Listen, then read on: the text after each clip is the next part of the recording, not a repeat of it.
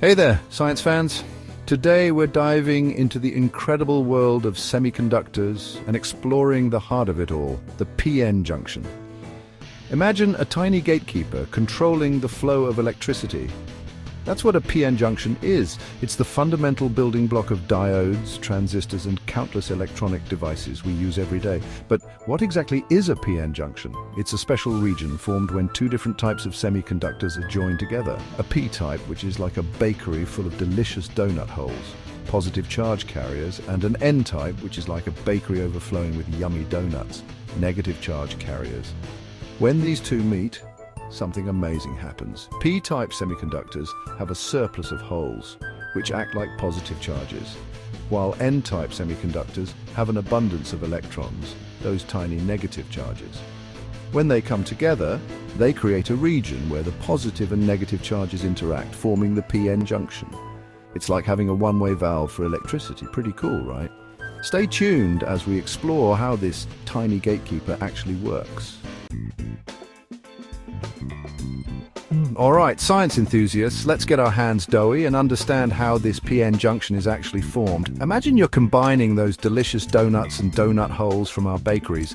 What happens? The donuts and donut holes start to mix, right? That's similar to what happens when the P-type and N-type semiconductors are brought together.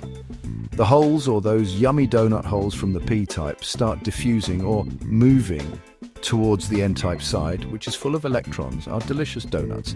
Similarly, the electrons from the N-type start drifting towards the P-type side. This recombination creates a region near the junction where there are very few free charge carriers, either holes or electrons. This barrier is what gives the PN junction its unique electrical characteristics, making it act like that tiny electrical gatekeeper we talked about. Now that we've built our PN junction, let's see how it controls the flow of electricity like a pro.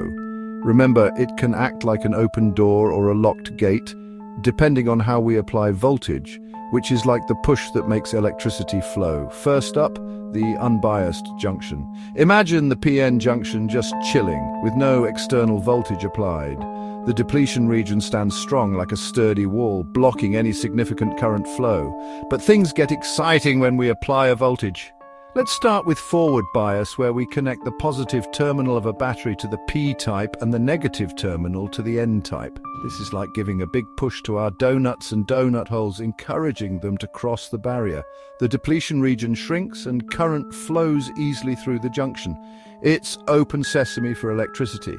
Now let's flip the script and apply a reverse bias, connecting the negative terminal to the P-type and positive to the N-type.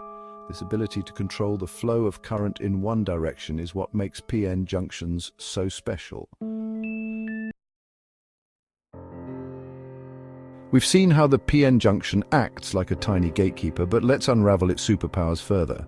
Just like any good relationship, it's all about understanding how the PN junction behaves under different circumstances.